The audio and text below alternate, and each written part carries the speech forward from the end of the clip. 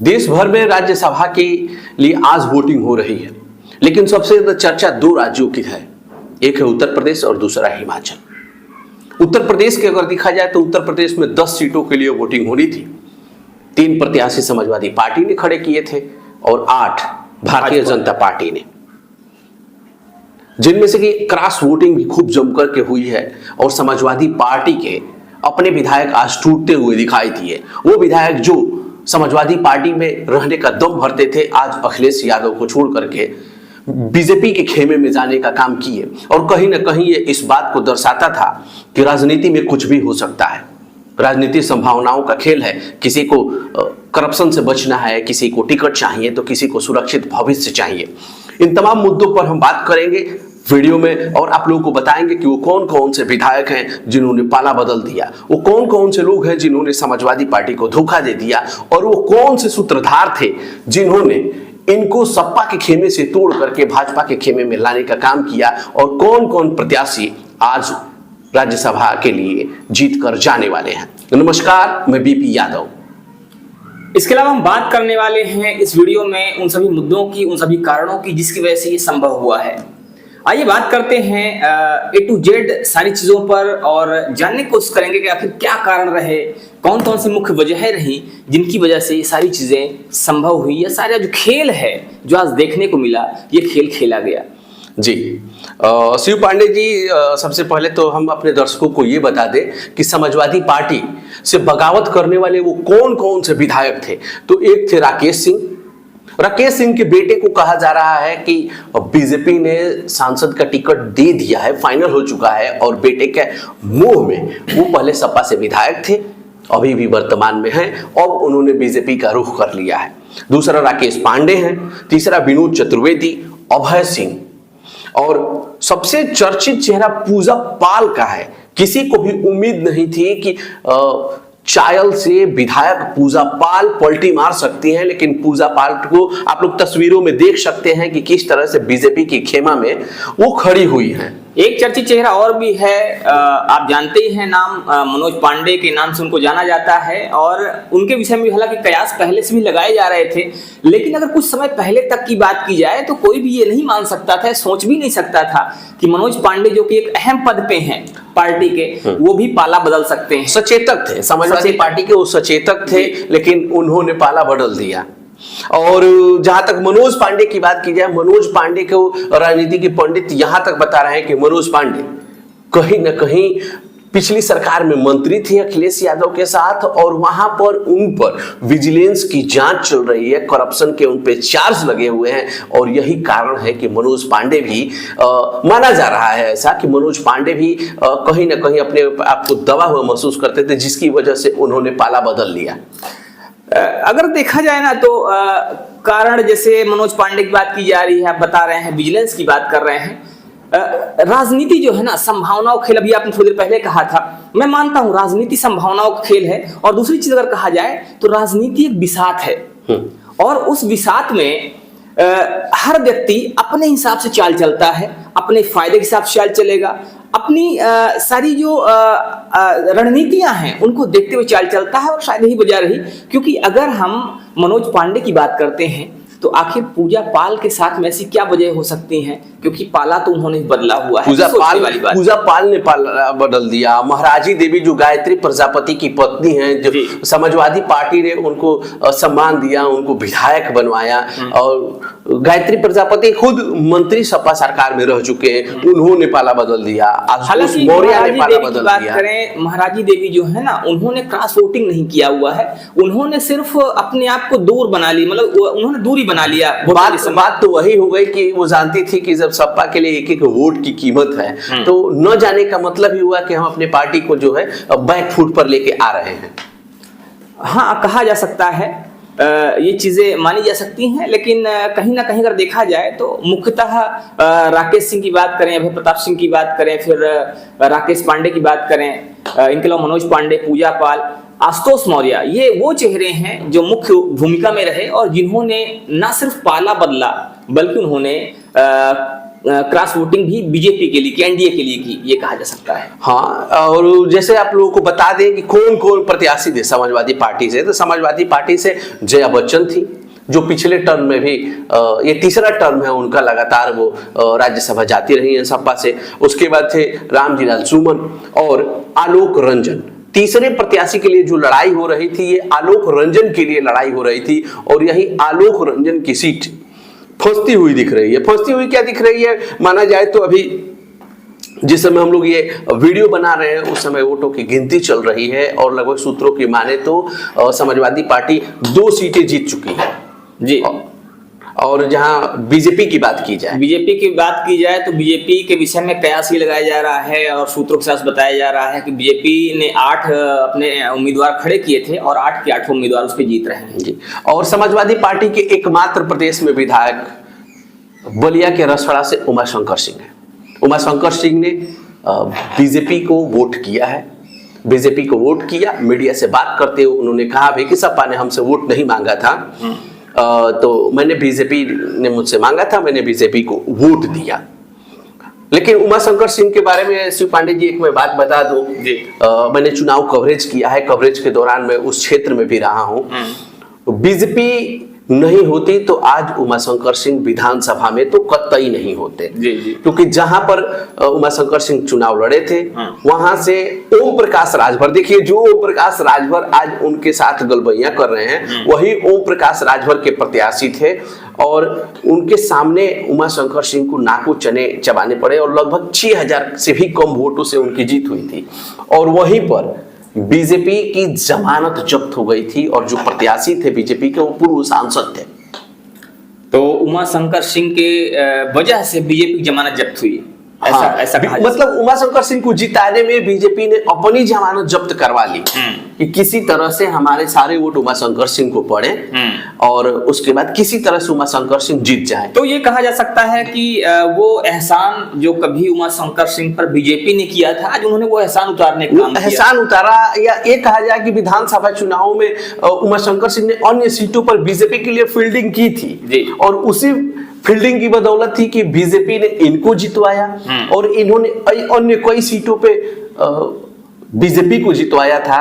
तो ये अदला बदली थी, और उसी का एक फाइनल आज था कि आप भैया आप ये अपना ये गुरु दक्षिणा रख लीजिए, और एहसान जो है आज हम आपको उतार रहे हैं। तो ये राजनीति है, राजनीति में जो परिवर्तन है वो अक्सर देखने को मिलता है, और वही परिवर्तन आज देखने को मिल रहा है।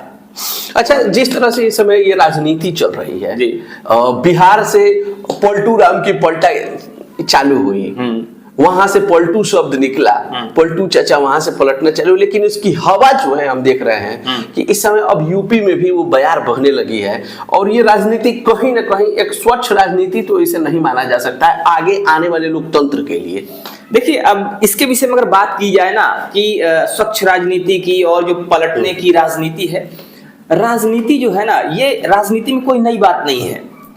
आज से हम बात करें एक पंचवर्षीय पहले की, उस टाइम पे भी लोग अन्य पार्टियों से आते थे। अगर हम बात करें यहाँ पे कौशाम्बी में एक सीट होती है मंझनपुर, तो वहां पे पहले एक मंत्री हुआ करते थे बसपा के, मैं नाम नहीं लूंगा, बिना नाम लिए बात करता हूँ, बसपा मंत्री हुआ करते थे।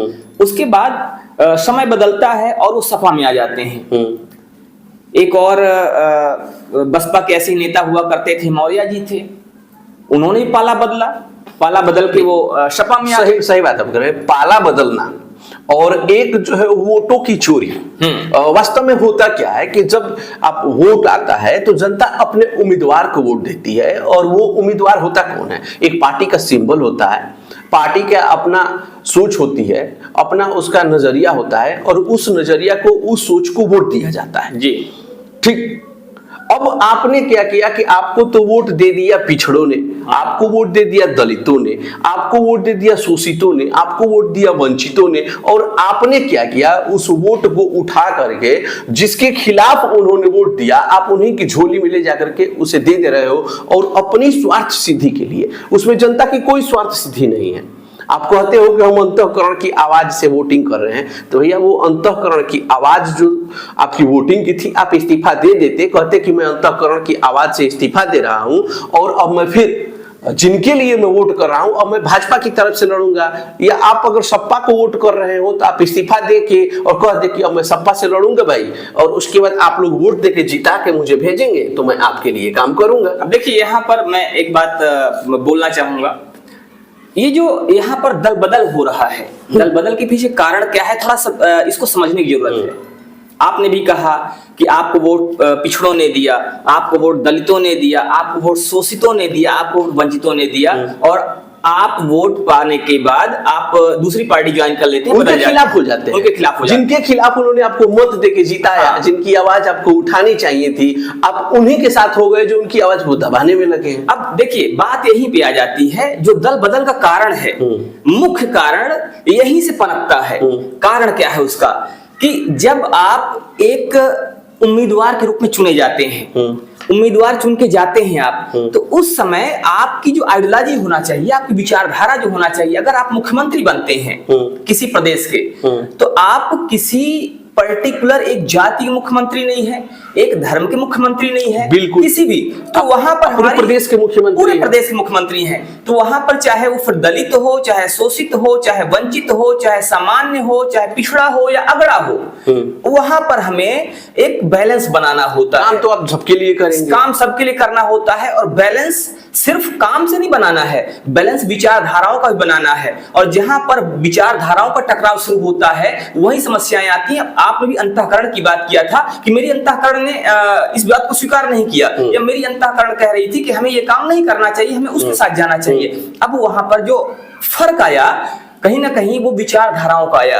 कि हमारी विचारधारा अगर किसी पार्टी में ऐसी बातें होने लगे कि वो व्यक्ति असहज महसूस करने लगे। बिल्कुल बिल्कुल, तो इसका तो बहुत सीधा सा बात है कि अगर आपको लगता है कि जनता, जहां तक जनता के ठगने की बात है, आपको लगता है कि हमारे विचार सही नहीं है, तो आपको सबसे पहले आपकी यही बात होनी चाहिए कि आप इस्तीफा लिखिए, इस्तीफा पटल पे रखिए, कहिए कि ऐसा है महोदय कि ये मेरा इस्तीफा स्वीकार कीजिए, चायल से या कौशाम्बी से या किसी भी विधानसभा क्षेत्र हो या लोकसभा क्षेत्र हो, मैं इस्तीफा दे रहा हूं, सपा की या भाजपा की विचारधारा मुझे पसंद नहीं है, मैं इस्तीफा देता हूं, दूसरी पार्टी की विचारधारा पसंद है और दूसरी पार्टी से मैं पुनः चुनाव लड़ूंगा और उसके बाद उस विचारधारा को लेकर आए। मैं यहाँ पर न भाजपा की बात कर रहा हूँ, न मैं सपा की बात कर रहा हूँ, न बसपा की बात कर रहा हूँ। मेरा एक सीधा सा मतलब है कि हम जब भी एक जिम्मेदारी वाले पद पर बैठे होते हैं, जब हम जनता के द्वारा चुने जाते हैं, तो वहां पर हमें सबको साथ में लेकर चलने की जरूरत होती है, क्योंकि हमारी पार्टी जो सबको साथ में लेकर चलने का यही सबसे आसान तरीका है कि जिन लोगों ने वोट दिया, जिस पार्टी ने मुझे वोट दिया, जिस पार्टी ने मेरे लिए प्रचार किया, जिस पार्टी के बैनर तले हम यहाँ तक आए और उसी पार्टी को धोखा देके दूसरे पार्टी में भाग जाए। नहीं, मैं इस बात पे बिल्कुल भी सहमत नहीं हूं कि हमें उसको धोखा देना चाहिए। मेरा कहना यह है कि जैसे आप कह रहे हैं, अगर हम बात करें, चाहे भाजपा की बात करें, चाहे हम सपा की बात करें, चाहे बसपा की बात करें, क्या भाजपा में मुस्लिम नहीं है? है या नहीं? नहीं है, मुस्लिम भाजपा में भी है। भाजपा में एकमात्र एमएलसी है अगर जो आज मंत्री बनाए गए। नहीं, अगर भाजपा की हम बात कर रहे हैं, भाजपा में हम सिर्फ मंत्री की बात नहीं कर रहे हैं, भाजपा में हम वोटर की बात कर रहे हैं। अगर भाजपा के सपोर्ट में एक वोटर भी है, हाँ, तो भाजपा की ये नैतिक जिम्मेदारी है कि उसका भी सम्मान करें। अगर सपा में एक वोटर भी कोई ऐसे जाति से है जिसकी विचारधाराएं मैच नहीं कर रही, हो सकता है कि विचारधाराओं का कहीं ना कहीं तालमेल ना बन रहा हो, लेकिन फिर भी जब हम जिम्मेदारी वाले पद पर बैठ गए हैं, पहुंच गए हैं, तो हमें कोशिश ये करनी चाहिए कि हम एक सामंजस्य बना के चले, लेकिन कहीं ना कहीं ये चीज देखा जा रहा है कि जिसको भविष्य की राजनीति कहा जाए, और राजनीति कहीं भी उस मकाम पे नहीं पहुंच रही है जहां पहुंचनी चाहिए। इस समय विधायकों के सामने एक ही चीज है कि हम जीत गए हैं, तो हमको भैया मलाई चाहिए। सत्ता में मलाई नहीं मिल रही है तो विपक्ष में मलाई नहीं मिल रही है तो हम सत्ता पक्ष में जाएंगे, चाहे उसके लिए कोई भी एथिक्स उनको मायने नहीं रखते हैं, कोई विचारधारा मायने नहीं रखती है, कुछ भी मायने नहीं रखता है। उनके लिए बस एक ही चीज मायने रखती है कि बेटे को टिकट मिल जाए, पत्नी को टिकट मिल जाए और किसी भी तरह से हम मलाईदार पद पे चले जाएं। उनको इस बात से कोई मतलब नहीं कि हमारे क्षेत्र की जनता का क्या भला हो रहा है, क्या बुरा हो रहा है, कोई मतलब अगर मलाई वाले पद की आप बात करेंगे तो राजनीति कहीं ना कहीं खेल ही इसका है। आज राजनीति वो नहीं रही जो पहले दिनकर जमाने में हुआ करती थी। दिनकर जमाने में राष्ट्र प्रथम होता था, दिनकर जमाने में नैतिकता प्रथम होती थी, दिनकर जमाने में जो अपना इथिक्स की आप बात कर रहे हैं वो प्रथम होता था, वो पहले पायदान पे होता था। आज राजनीति वो नहीं रही। आप देख रहे हैं, आप अभी बात कर रहे थे पलटू चाचा की कि वहां से एक वर्ड निकला, जब वो पलट गए कई बार तो एक वर्ड आया पलटू चाचा। उसके साथ साथ यूपी में बात करें, अगर यूपी में भी एक वर्ड काफी ज्यादा उछल रहा है, मैं हालांकि लेना नहीं चाहूंगा, वो भी कई बार पाला बदल चुके हैं। उनके लिए एक शब्द यूज किया जाता है नेवला, तो मैं उनका नाम नहीं लूंगा। लेकिन ये जो चीजें हो रही हैं तो ये क्यों आ रही हैं सामने? बिल्कुल, नेवला की आपने बात किया। नेवला, जब स्वामी प्रसाद मौर्य, मैं नाम लेके बता रहा हूं, जब स्वामी प्रसाद मौर्य समाजवादी पार्टी में थे और वो बयान पे बयान देते रहते थे धर्म को लेके, बाकी अनिश्चित, तो डिंपल यादव ने कहा था कि उनके निजी बयान है, ठीक।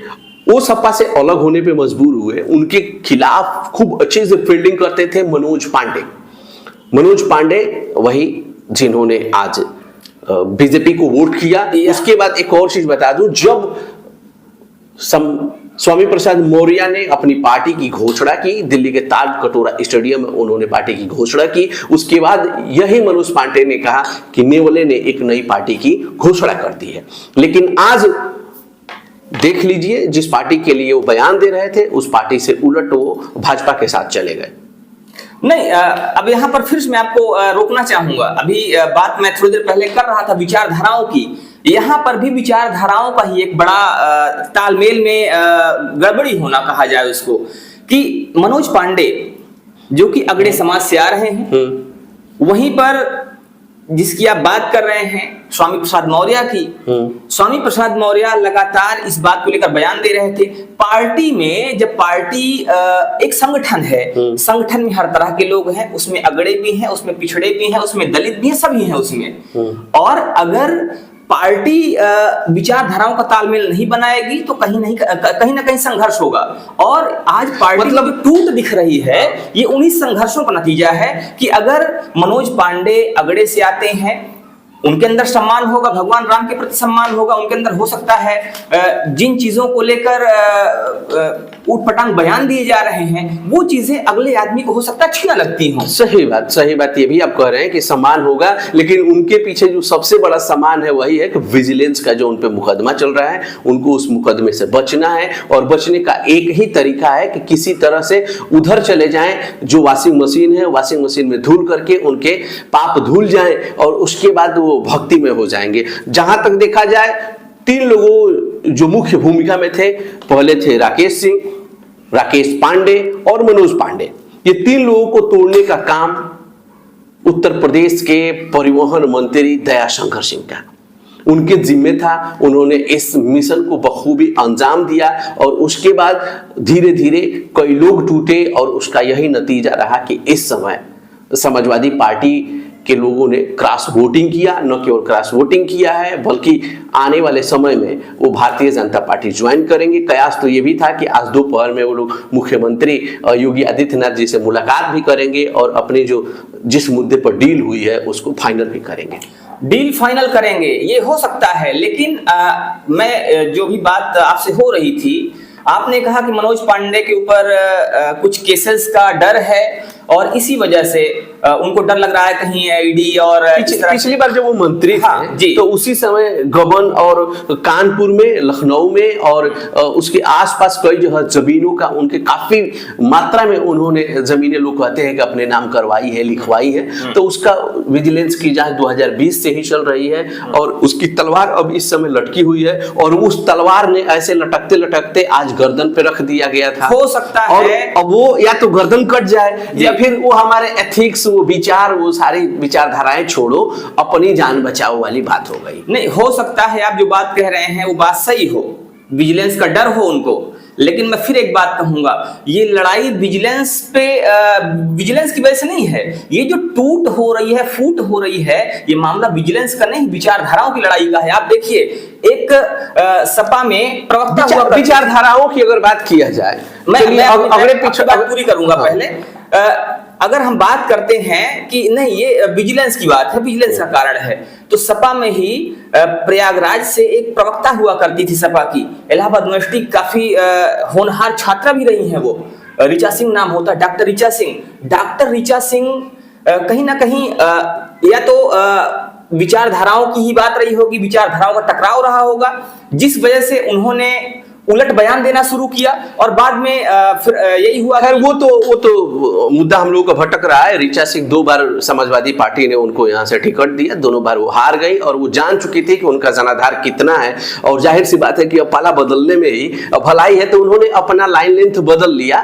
खैर उनको शुभकामनाएं। हमारा मुद्दा है इस समय राज्यसभा चुनाव, तो हम राज्यसभा चुनाव पर आते हैं। कुल मिलाकर के अगर समाजवादी पार्टी में टूट हुई है, हम चाहेंगे कि अब वीडियो को खत्म किया जाए, काफी समय हो गया है। कुल मिलाकर समाजवादी पार्टी में टूट हुई है, तो समाजवादी पार्टी के राष्ट्रीय अध्यक्ष अखिलेश यादव को भी इस बात का विशेष ध्यान रखना होगा कि जब वो पीडीए की बात करते हैं तो उनको ऐसे गद्दारों को भी पहचानने की जरूरत है जो वक्त आने पर उन्हें धोखा न दे।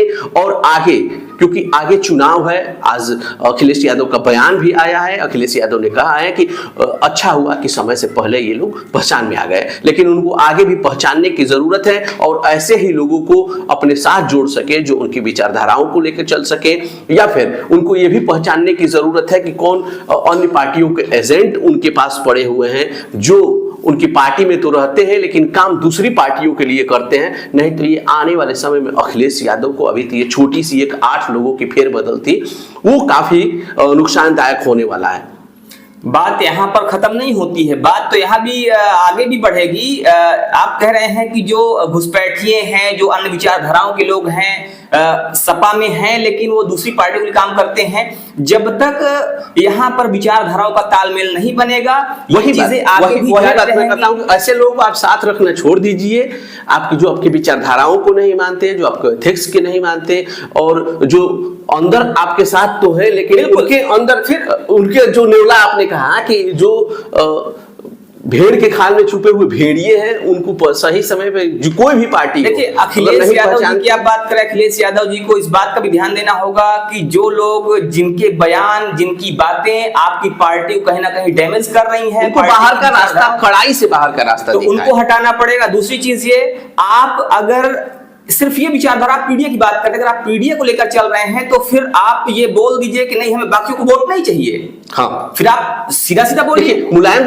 अब बात चली गई है, थोड़ा सा और समय लेंगे। हाँ। मुलायम सिंह यादव बात राजनीति पिछड़ों की करते थे, मुसलमानों की करते थे, लेकिन मुलायम सिंह यादव के साथ जनेश्वर मिश्रा हुआ करते थे, रेवती रमण सिंह हुआ करते थे, ऐसे अमर सिंह हुआ करते थे, ऐसे तमाम नेता हुआ करते थे जो सभी हर एक समाज के हर एक वर्ग को प्रतिनिधित्व करते थे। उनका जब मंच लगता था तो मंच की अगली पंक्ति में होते थे, उस मंच को सजाते थे, और वहां से ये बात आज भी उठती है कि जो उनका मैनेजमेंट था सभी जातियों को साथ लेकर, भले वो पिछड़ों की राजनीति करते थे, वो मैनेजमेंट गजब का हुआ करता था, और इसी की कला कौशल अखिलेश यादव को सीखना पड़ेगा। यही चीज मैं कह रहा हूं कि जब आप प्रतिनिधित्व कर रहे हैं तो आपको हर जाति का, हर वर्ग का प्रतिनिधित्व करना पड़ेगा, तब आप आगे बढ़ पाएंगे। क्योंकि विचारधाराओं का टकराव होगा तो कहीं ना कहीं उसका नुकसान आपको उठाना पड़ेगा, इसमें कोई दो राय नहीं है। बिल्कुल।